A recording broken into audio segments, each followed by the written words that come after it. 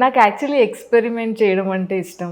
Okay. So ఇప్పుడు నేను మిల్లెట్స్ని traditional recipes ఉంటాయి కదా, like millet biryani, millet pulao, millet kheer, అలా ఎక్స్పెరిమెంట్ చేయడానికి ప్రయత్నిస్తున్నా. ఓహో, రీసెంట్గా అలా ఏం చేశారు? మిల్లెట్ బిర్యానీ చేశాను.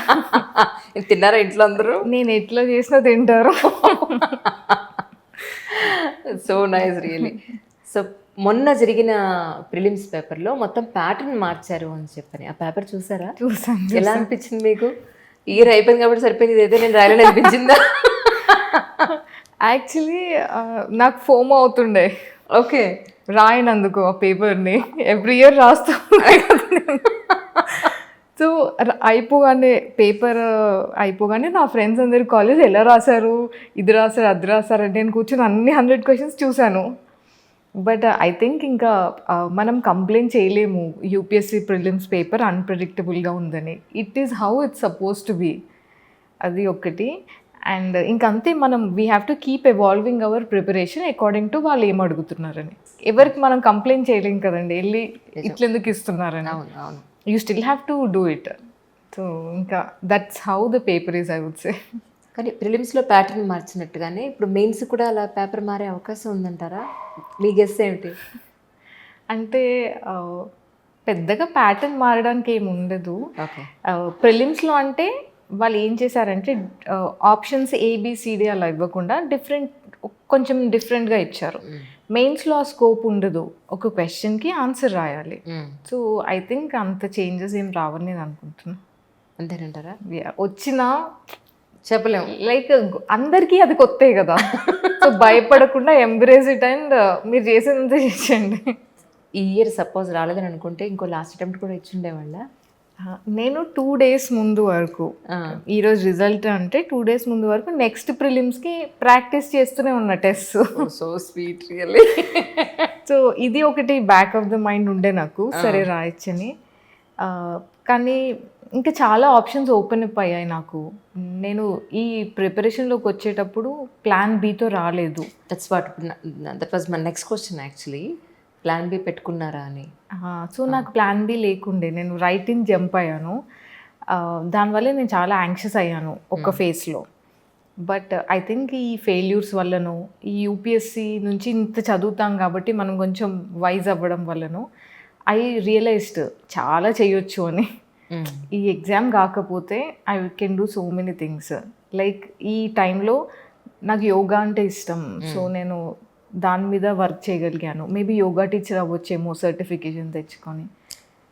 వెళ్ళిపోదా అనుకున్నారా? యా, ఏదైతే like anything as long as నాకు ఇష్టమైంది చేయాలని అనుకున్నాను అంతే. ఓకే. లేదా ఫుడ్ బిజినెస్ ఏమైనా చేద్దామని, లేదా టీచర్ అవ్వచ్చు అలా అనుకున్నాను. ఏదైనా, ఎందుకంటే మా పేరెంట్స్ ఇదే చెప్పారు, నీకు ఈ ఎగ్జామ్ని ట్రై చేయాలనిపించేంత వరకు చెయ్యి, దాని తర్వాత లక్ష్యం ఉంటాయి చేయడానికి ప్రపంచంలో, and we have your back, so go head అన్నారు. సో నేను ఒక స్టేజ్లో అది వదిలేసాను, ఇంకా ఈ ఎగ్జామ్ అవ్వకపోతే నాకు ఏమవుతుంది అని ఆ భయం కొంచెం ఉండేది. బట్ ఐ న్యూ ఏదో ఒకటి చేసి బతికేవచ్చని. That's great really, that's great. ఎందుకంటే యూపీఎస్సీతో పోల్చుకుంటే అసలు అవన్నీ ఇంత ఇంత చేసిన తర్వాత ఈ మాత్రం చేయలేదని అనిపిస్తూ ఉంటుంది నిజంగా. అవును, కరెక్ట్ కరెక్ట్. కానీ చిన్నప్పటి నుంచి మీరు చాలా సొసైటీని ఎన్నో రకాలుగా చూసుంటారు. యూపీఎస్సీ సంగతి పక్కన పెడితే మీ ఇంట్లో ఎస్పెషల్లీ అమ్మాయినో అబ్బాయినో, లేకపోతే నువ్వు ఇలా ఉండను, ఇలా ఉండకూడదను, నలుగురిలో వెళ్ళినప్పుడు అమ్మాయి ఇలా ఉంటే తప్పుగా అనుకుంటారనో, ఇలాంటివైనా చెప్పారా? అంటే మేబీ టీనేజ్లో కొంచెం చెప్పేది, అందరికీ ఇంట్లో చెప్పినట్టే. బట్ దాని తర్వాత నేను మేజర్ అయ్యాక they left it entirely on me. And మా ఇంట్లో ఎప్పుడు అడగలేదు ఇంకెన్ని రోజులు చదువుతావు, ఏదైనా జాబ్ చేస్తూ చదవచ్చు కదా, అసలు ఇదెందుకు నీకు, ఈ జాబ్ ఎందుకు, పెళ్ళి ఎప్పుడు చేసుకుంటావు, ఇట్లాంటి క్వశ్చన్స్ మా ఇంట్లో అసలు వినపడవు.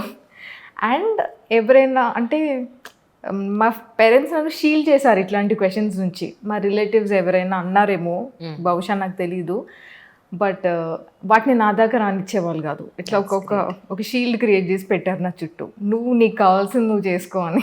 పర్ఫెక్ట్ అసలు. సో కాబట్టి పెద్దగా నాకు, ఇన్ఫ్యాక్ట్ మా ఫాదర్ నాకే ఎక్కువ ప్రయారిటీ ఇస్తుండే మా తమ్ముడి కన్నా.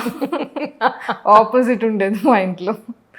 కానీ ఇప్పుడు అచీవ్ చేస్తారు, అయిపోయింది. నెక్స్ట్ అమ్మ అన్నారా ఏంటి, 2 years ట్రైనింగ్కి వెళ్ళి వచ్చిన తర్వాత పెళ్ళి అంటున్నారా? లేదు, ఇంకా కూడా మా ఇంట్లో ఆ టాపిక్ రాదు. That's great. Like they trust me. ఇంకా నువ్వు, మా ఫాదర్ అంటారు, నువ్వు పెళ్లి చేయి డాడీ అని వచ్చినప్పుడు చేస్తాను. కానీ ఈ జర్నీలో మీకు ఎక్కడ నాకు సూట్ అయ్యే అబ్బాయి ఇలా ఉండాలి అని అనిపించలే?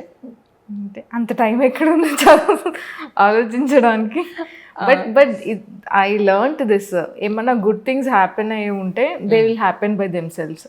లైక్ ఈ ర్యాంక్ 3 నాకు వచ్చినట్టు నేను ఎక్స్పెక్ట్ చేయలేదు, నేను దాన్ని పర్స్యూ చేయలేదు. సో మేబీ టైం రైట్ ఉన్నప్పుడు రైట్ థింగ్స్ విల్ హ్యాపెన్. ఎందుకు వాటిని చేసి చేయడం అని ఐ లెర్న్ దట్. కానీ నిజానికి యూపీఎస్సీ ప్రిపరేషన్కి ఢిల్లీ వెళ్ళాల్సిన అవసరం ఉందంటారా? లేదు, లైక్ ఖచ్చితంగా లేదు. ఎందుకు అంటే 2 reasons. ఒకటి, మీరు ఇంట్లోంచే చదువుకోవచ్చు. నా కోర్ ప్రిపరేషన్ అంతా నేను నారాయణపేట నుంచి చేశాను.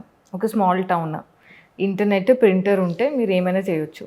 కరెక్ట్. సెకండ్ థింగ్, మీకు ఢిల్లీలో ఉండే కోచింగ్ ఇన్స్టిట్యూషన్స్ కానీ టెస్ట్ సిరీస్ కానీ ఏవైనా సరే ఇప్పుడు ఆన్లైన్లో ఉన్నాయి. అండ్ వాళ్ళ బ్రాంచెస్ హైదరాబాద్లో ఉన్నాయి, చెన్నైలో ఉన్నాయి, బెంగళూరులో ఉన్నాయి. So why go to Delhi? కొంచెం ఢిల్లీ కన్నా ఇప్పుడు ఫర్ ఎగ్జాంపుల్ చెన్నై వెళ్ళటము, బెంగళూరు వెళ్ళటము, హైదరాబాద్ వెళ్ళటము ఈజీ కదా. సో ఈ 2 reasons వల్ల ఐ థింక్ మీరు ఎక్కడి నుంచైనా చదువుకోవచ్చు. రైట్.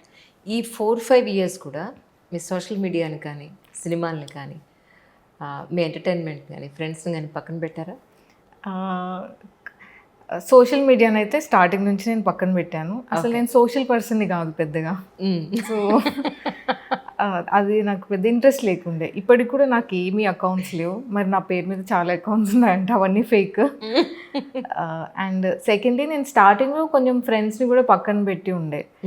బట్ తర్వాత తెలుసుకున్నాను, యూపీఎస్సీ కాకుండా కూడా లైఫ్ ఉండాలి. It's very important. ఆ బ్యాలెన్స్ లేకపోతే మన ఎమోషనల్ హెల్త్ డ్యామేజ్ అవుతుంది. సో నా ఫ్రెండ్స్ నాకు చాలా చాలా సపోర్ట్ చేస్తుండే. లైక్ నా బెస్ట్ ఫ్రెండ్స్ ఉన్నారు, దీక్షిత, అంకిత, చెంచు అని.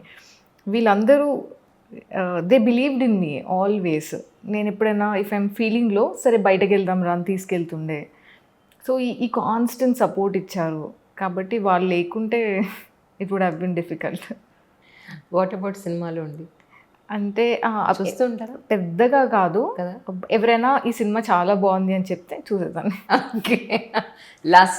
రీసెంట్గా మీరు లాస్ట్ చూసిన మూవీ ఏది అని అంటే? దసరా అనుకుంటా. Okay okay. సో నచ్చిందా మీకు ఇంతకీ? పర్లేదు, అంటే థియేటర్కి వెళ్ళి చూశాను. అంటే ఇట్స్ అ నైస్ ఎక్స్పీరియన్స్ థియేటర్కి వెళ్ళి ఫ్రెండ్స్తో చూడడం అనేది. సో మూవీ ఎట్లున్నా నాకు నచ్చుతుంది ఆ ఎక్స్పీరియన్స్.